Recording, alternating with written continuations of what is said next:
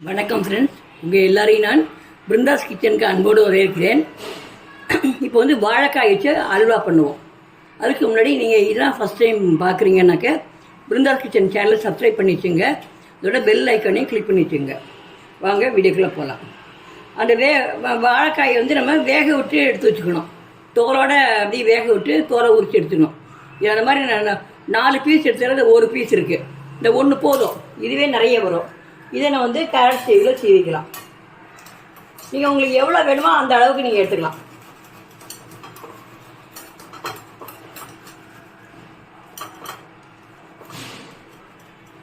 இந்த மாதிரி நல்லா சீவினீங்கன்னா நல்லா கட்டி இல்லாமல் உதிர்ந்துடும், உதுராக வந்துடும்.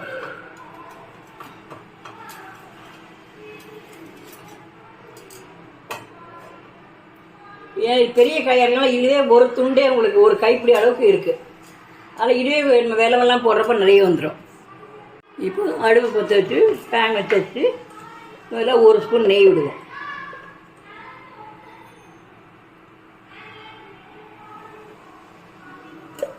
ஒரு ஸ்பூன் நெய் விட்டு நம்ம அதில் இந்த வாழைக்காய் துருவலை போட்டு வதக்குவோம்.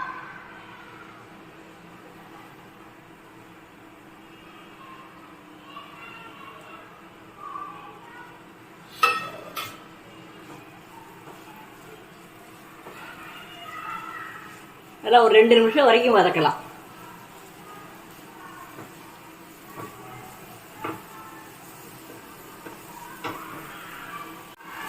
இப்போ பால் ஒரு 50 மில்லி அளவு, 1/2 டம்ளர்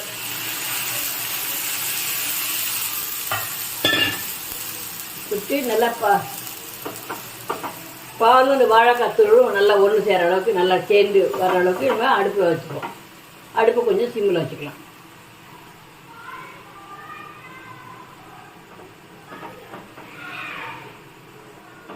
பாலில் நம்ம விட்டு கொதிக்க வர்றப்போ அந்த பாலோட வாசனை சேர்ந்து நல்லாயிருக்கும்.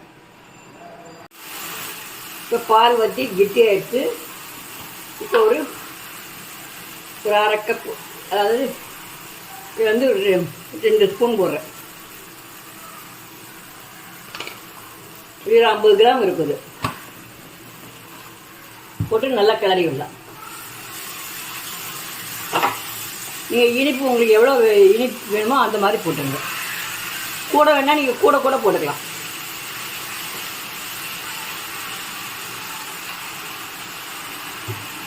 இப்போ கொஞ்சமாக நெய் விடுவோம்.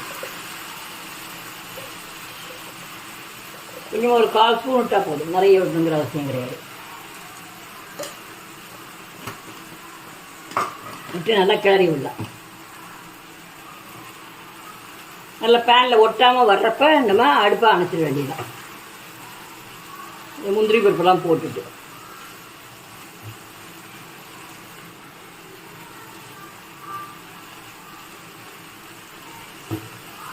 நீங்கள் ட்ரை ஃப்ரூட்ஸ்லாம் நம்ம இஷ்டம்தான்.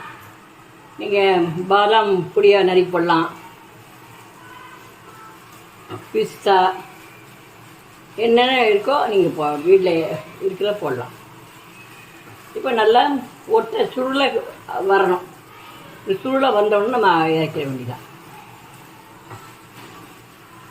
இப்போ கொஞ்சமாக ஏலக்காய் தூள் போடலாம்.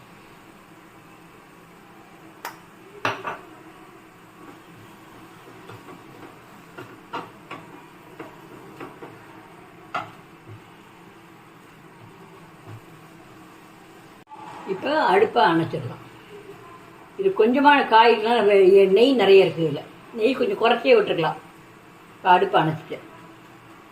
சுவையான வாழைக்காய் அல்வா ரெடி. நீங்களும் செஞ்சு பாருங்கள். செஞ்சு பார்த்துட்டு உங்கள் ஒப்பீனியனை கமெண்டில் போடுங்க.